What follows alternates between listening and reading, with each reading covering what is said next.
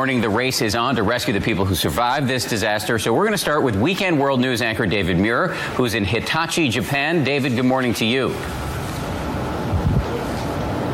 Dan, good morning to you. And as those rescues continue, there's also another major need emerging, the humanitarian one. As we travel through rural Japan, we can't help but to notice the need for water. More than 1 million homes here without water. Food and gas is drying up. 2.5 million here have no electricity. And like so many people here, they're now running short on food.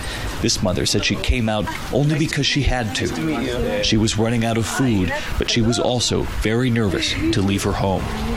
Are you nervous about the nuclear reactors? Yes, she is very concerned, she told us, saying she doesn't know what to do. Telling us she's simply been following directions on television not to go outside. And that young mother, like so many parents I spoke with, concerned about the safety of their children, particularly with these scares involving the nuclear reactors. They say they're trying to follow the rules and the lessons being said on state television here, which is to stay in your home, keep the windows sealed. But at the same time, she simply said, I was running out of food. I had to go to the store, and that's why we ran into her there, like so many other families, heading out. Long lines everywhere for gas, water, and food here. And as you know, we're in Fukushima, west of those nuclear power plants, and we discovered the most telling image for us so far. Entire families lined up waiting to be scanned for radiation. These are the evacuees who were chased from their homes by disaster. And just as we met these families, we'd also learned of that second explosion. It was a terrifying sight, playing out on Japanese television yet again. Another hydrogen explosion at the same nuclear power plant in Fukushima. This time, a different nuclear reactor. The government insists here that so far the radiation levels are safe and that the containment vessel around the reactor is still intact. But there is growing concern here. Even the Pentagon has moved the USS Ronald Reagan, repositioned it away from the Fukushima plant after 3 helicopters flew through a low-level radiation plume. The military helos were flying some 60 miles from the shore when their sensitive detectors went off. And we discovered the line of families in the town of Koriyama waiting to be tested for radiation. Medical teams wearing white suits head to toe, using Geiger counters and handheld scanners to check everyone here, especially the most vulnerable, the children. This little girl stands as her hair is scanned as she patiently waits for the all clear. And this mother with her 2 children. They left their town behind. Is everyone okay? Her little girl shows me her Winnie the Pooh. But everyone is okay? Everyone's okay. They are okay, but the mother told us this has been like living through hell. Authorities here took us through the emergency command center. I can see you're all watching the monitor right now of the second explosion. Where they're not only helping families homeless from the earthquake, Tonight, this room right here will be full. but now 2 nuclear explosions, sending families fleeing for safety. That little girl clutching her Winnie the Pooh, her mother told me she doesn't know when, if they'll ever go back to their town. And what extraordinary number that while we were there in just one day alone, all of those families passing underneath that tent, there were more than 100 people who tested positive for radiation. And the authorities there on the scene told me they were all taken to local hospitals for further testing. Diane, back to you up north. And as you point out, at the Fukushima plant, there are 3 nuclear reactors. There have been explosions at 2 of them, 1 and 3. And as you point out, now concerned this morning about nuclear reactor number 2, that the fuel rods might have been partially exposed for a time. There are reports of that. And we also know that they've been putting seawater onto that plant as well. And that's a real sign that they've simply given up. They're trying to keep the reactor cool. But as you point out, new images this morning of just the sheer amount of damage at Fukushima to 1 and to 3, those 2 reactors that already exploded, the image from the sky, and of course the scene playing out all weekend long here in Japan. The last 24 hours, the image was of this most recent explosion. People glued to their television sets here and to the directions to stay inside your home for the people who live in that evacuation zone to get away, and anyone else just beyond the evacuation zone to keep their windows closed and to stay inside. And as you know, we discovered driving along the perimeter this tent that was set up for many of the evacuees, families getting in line to be tested for possible radiation. These are the people who left their homes because of disaster. They say they're likely not going back. And Robin, as I reported in the first hour here, more than 100 people in just one day alone while we were there tested positive for radiation, now being tested further. We do not expect harmful levels of radiation. And he has, of course, been with everybody right in the evacuation area from the beginning of this story. David. And Diana, as I know, journeying from the north back down to Tokyo yourself, you've seen this image. Take a look at behind me this morning, and you can see the rows of cars. This is a giant gas line, and what you might not be able to tell at home is that it's actually 4 rows deep. And take a look at this. At the front of the line, they've actually assembled a couple of guards here to make sure that this goes very smoothly, not only because of the gas shortage, but because of that terrible explosion yesterday. People need gas to evacuate, and they're getting in line all over this country to do that. It was Japan's 3rd explosion at a nuclear reactor and by far the most dangerous, now leaking radiation, just as a 4th nuclear reactor then caught fire.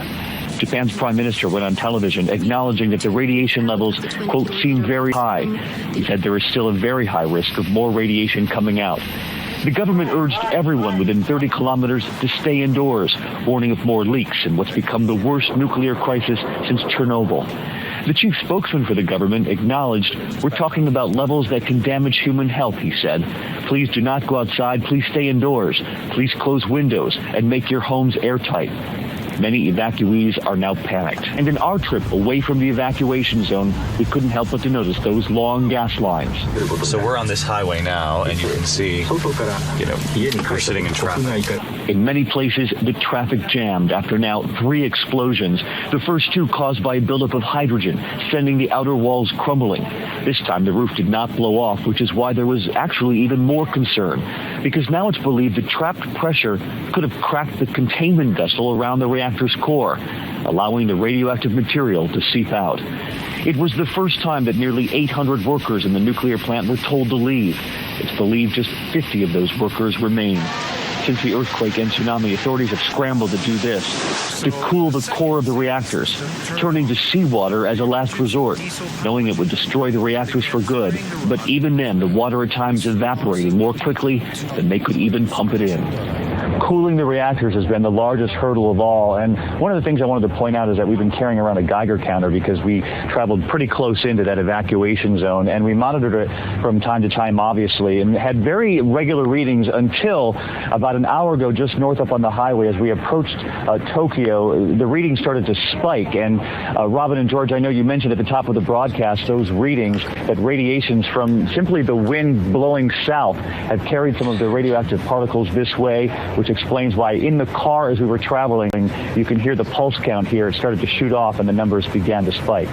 Which explains why in the car as we were traveling, you can hear the pulse count here. It started to shoot off and the numbers began to spike. They had data from the roof of the embassy in Tokyo in the first week that was terrifying. And yet they never made that information public. We had a businessman in Tokyo who was staying on the same block as the U.S. Embassy take a sample from the roof of his hotel, and it was harder than a pistol. And this was 6 months after the accident. So, we have known that Tokyo was jeopardized at the beginning of this accident since it was happening, and really didn't do much to warn the citizens. We saw exactly what they've been reporting these last 24 hours. And David, that's why that you and others are headed now to Tokyo. Please take every precaution that you can. And we're going to get back to you a little bit later. David Muir is ahead of us, and I want to learn from him what he's seeing at the location where he is. He has been following the evacuation since the very beginning. David? Good morning again to you, and you can see this gas line continues here behind me, and this is a scene repeated across this country, particularly after that 3rd and most dangerous explosion yet. There are so many evacuees who are trying to get away from those nuclear reactors that have caused such trouble and such fear here these last 24 hours. They need gasoline to do that, but we also witness food shortages, water shortages throughout rural Japan. It's going to be a real problem here as they try to decipher just how dangerous this most recent explosion was. David Muir, he has been tracking the nuclear reactors, what has happened with the stricken ones, and he joins us now from Tokyo this morning. David? Robin, good morning from Tokyo. This was an alarming development after learning that for a time all work had been stopped at the Fukushima plant. And we'd learned this after already knowing that just 50 workers remain at the plant, that they had sent all of the rest of them to a safer place. Now, this morning we have learned that they are trying to access these reactors in different ways. There are new pictures of helicopters trying to carry in seawater before their mission being aborted. And all of this comes as we get new images of the damage to those reactors. This morning, new images of the incredible amount of damage at reactors 3 and 4. Large portions collapsed, and there is a giant hole in the 4th reactor. The inside is visible.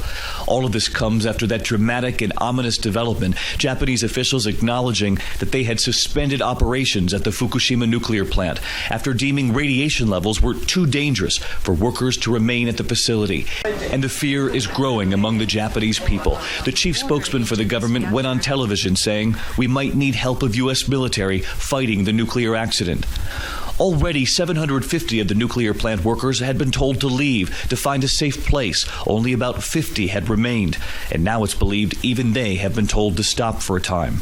Japanese officials have even considered using helicopters to dump water onto one of the reactors.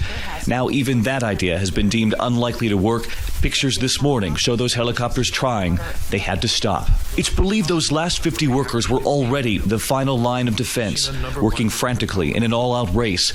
And nuclear experts tell us they're likely wearing full bodysuits with air packs and had been rotating in and out on strict schedules, trying to minimize their exposure. Radiation sickness can begin to set in rapidly at levels of 1,000 millisieverts. That's the equivalent of 25,000 chest x-rays. If exposed, symptoms are immediate, from vomiting to a steep decline in white blood cells, wiping out their immune system. Right now, the radiation levels have retreated slightly from their peak of 10 millisieverts, the equivalent of one CT scan for every hour of exposure. Overnight, reactor number 4 caught on fire for a second time in 24 hours.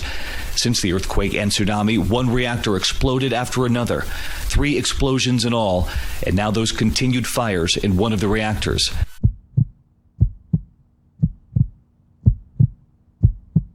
Again, this morning, they are trying multiple efforts to try to get back to those reactors at the Fukushima plant after calling all work off, even for the 50 workers who did remain. But as you saw there, those helicopter missions were aborted. We've also learned that authorities here in Japan have raised the radiation limit that had been set for workers for exposure at that plant. They've now set it at a level 2 times where it had been. And the State Department also mentioned that to beware of the wind direction because of the radiation that can sometimes carry the particles with it.